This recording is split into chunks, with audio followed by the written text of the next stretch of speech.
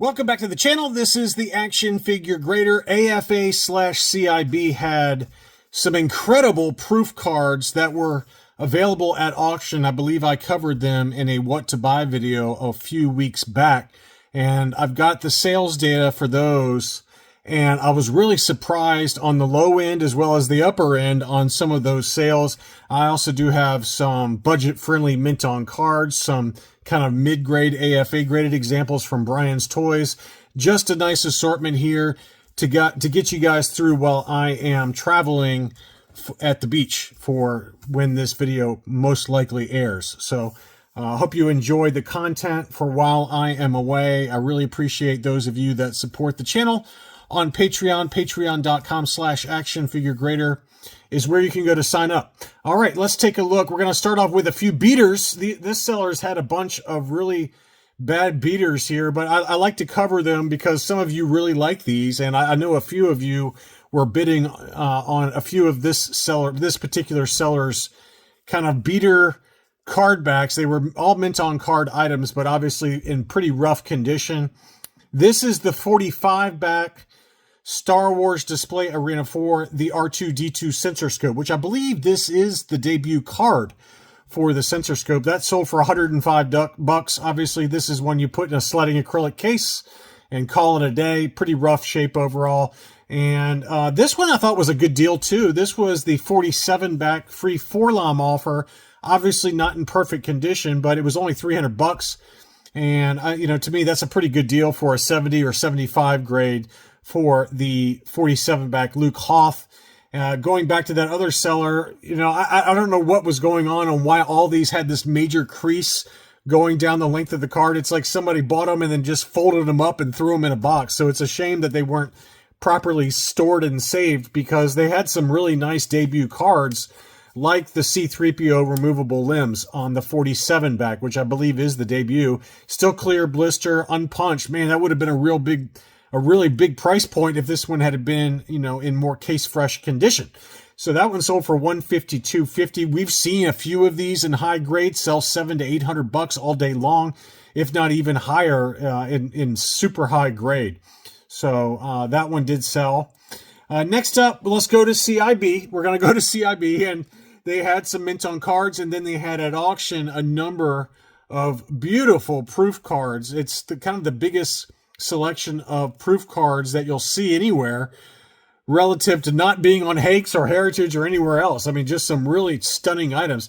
And I thought this one was a good deal, and I'm glad that one of y'all picked it up. I don't know if it was somebody who watches the channel or not, but after I featured it in a what to buy video, it did sell. It was a 20 back A Stormtrooper AFA 80.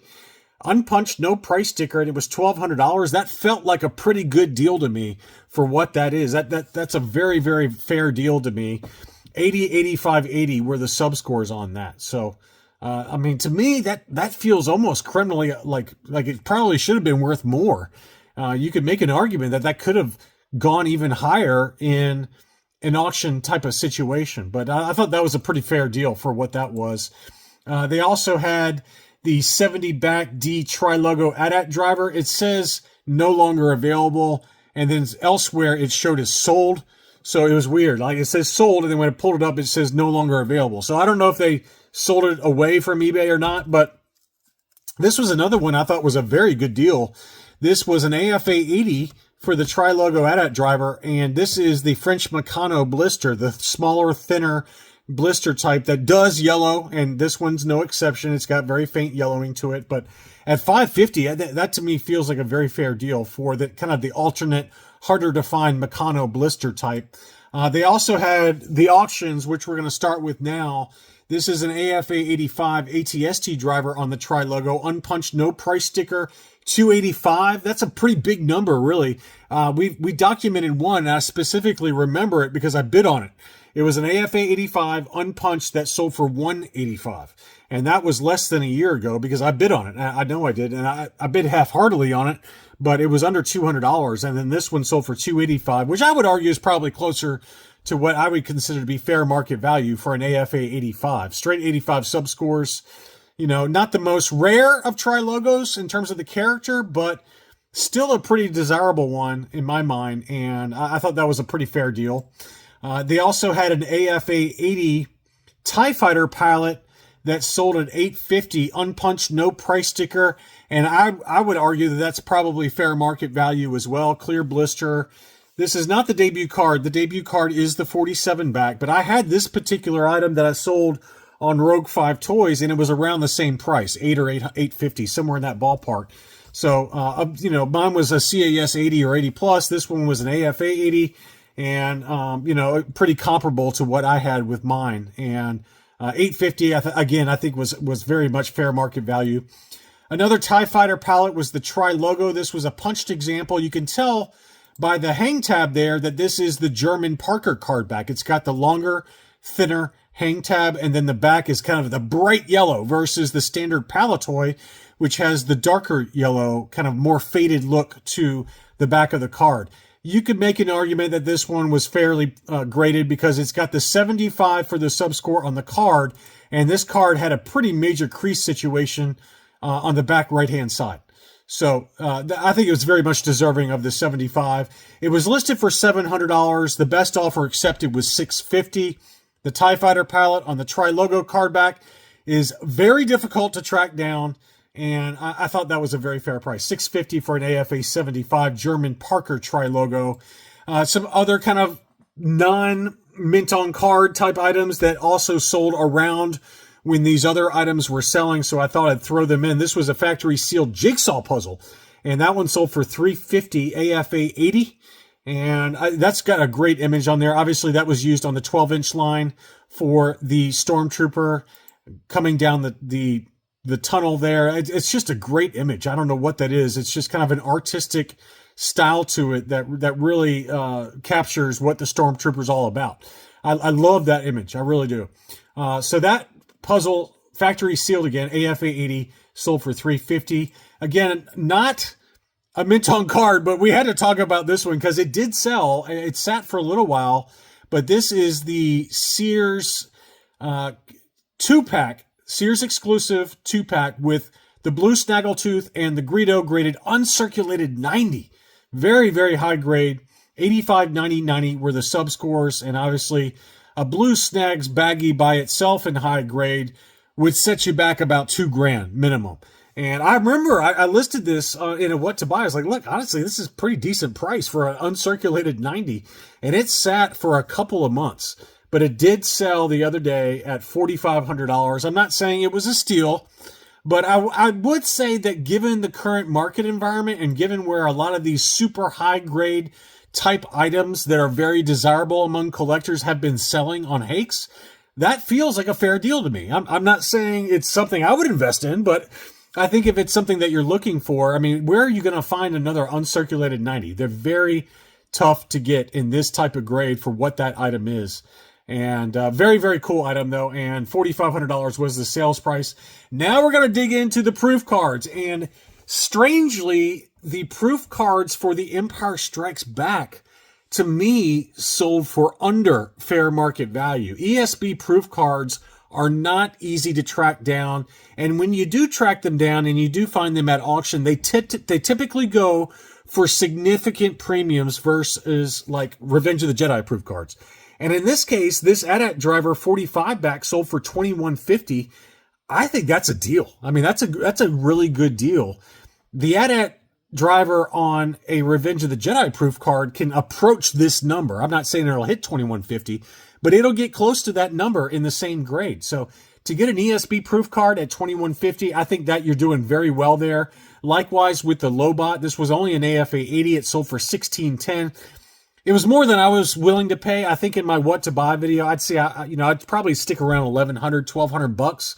So I'm not terribly surprised it went higher because my number's usually low when it comes to proof card estimates. And what I'd be willing to pay is not what usually fair market value is, but $1,610 doesn't feel like a terrible deal to me.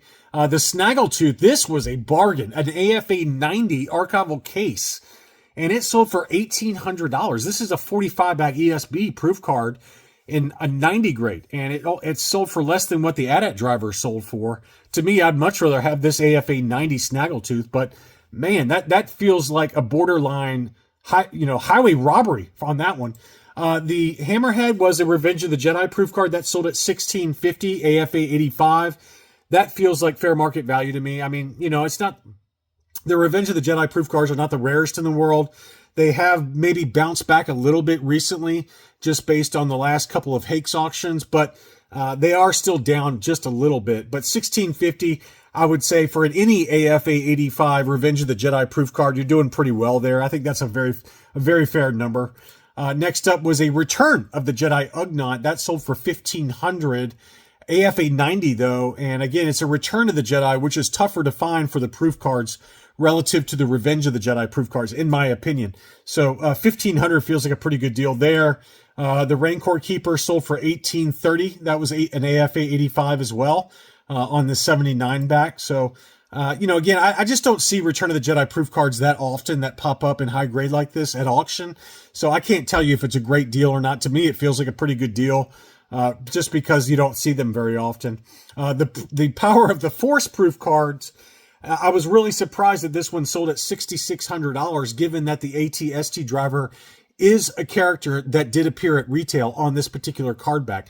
But that just shows you the power of the Force when it comes to the Power of the Force proof cards, because that number is substantial. I mean, that's a big number. Now, again, it's not as big of a number as what we see for these Power of the Force proof cards for characters that never actually ended up at retail, like the Power Droid that sold for over 10 grand a while back.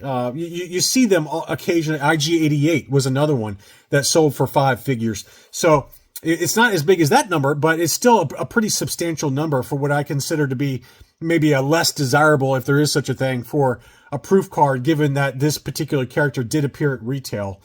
Next up, on to Brian's Toys. He had a number of items that sold.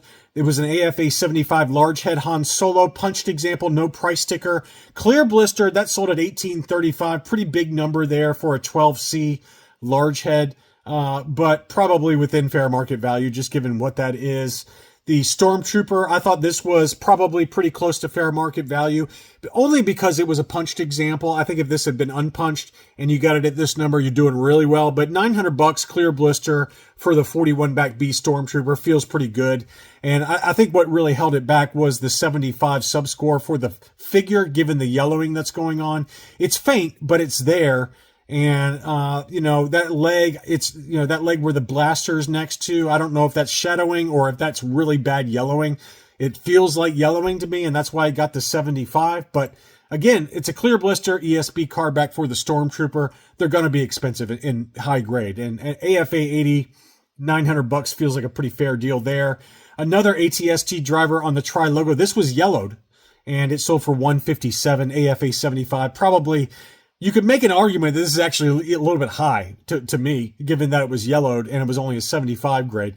Probably not a number I'd pay, but not the worst of deals, in my opinion. The Kenner Canada version of Leia Endor was an AFA 85, so very high grade. It sold at $310. Obviously, the yellowing to the blister and the fact that it was punched probably held that back a little bit. And the Kenner Canada 77 back Leia Endor is probably, with the exception of maybe the Nikto on the, the 65 back C, Nikto Kenner Canada, and this Leia Organa are the two most common Kenner Canada card backs. You see them all the time, and they're very easy to get in high grade, so that probably held the price back just a little bit as well. Here was a Power of the Force Lando Calrissian, General Lando, unpunched, no price sticker, AFA 75, sold at $362. $362.90 for a mint on card last 17 figure. That was a great deal. I mean, I know it's only an AFA 75, but they all get yellowed, right? And this one was unpunched, no price sticker. Last 17 figure, I mean, that's a great deal. Great deal at $362.90. And a 75 plus grade Han Solo in Carbonite sold at $505. That feels about right. Obviously, once you get in that 80 plus range, you start approaching $700, $800, $900. So $505 feels like a borderline really good deal. I was, if someone had held my feet to the fire and said, what's it going to sell for? I would have said $600 to $650. So $505 feels like a pretty good deal there for an unpunched Han Solo Carbonite. Finally, I'm not saying this is the highest grade in the world, but this is a very tough, or a relatively tough figure to get on the Power of the Force card back. And it was factory sealed. right? I didn't see any cracks to the blister. It did have a pretty major ding on the top of the blister, as you can see there, but it's factory sealed, unpunched, no price sticker for the Biker Scout on the Power of the Force card back. And it sold for $465. I mean, that has really come down in price. AFA 85s, I mean, for a while there during COVID bubble prices, this was going $2,000 to $2,500. We just saw recently another one that was fairly high grade that sold sub $1,000, but $465 for, a 70 plus or 75 grade.